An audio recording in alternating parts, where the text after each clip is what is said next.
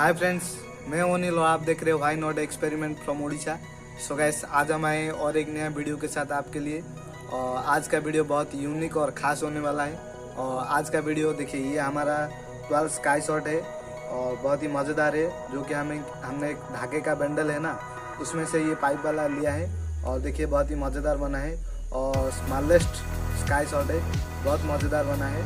और इसका हम पहले आपको मेकिंग वीडियो दिखाएंगे और फिर हम इसका टेस्टिंग करेंगे। तो फ्रेंड्स, चैनल को सब्सक्राइब कर दीजिए। वीडियो अच्छा लगा तो लाइक कीजिएगा, अच्छा नहीं लगेगा तो डिसलाइक कीजिएगा, लेकिन कुछ भी कीजिएगा। तो फ्रेंड्स, चलिए बिना देरी के वीडियो को शुरू करते हैं।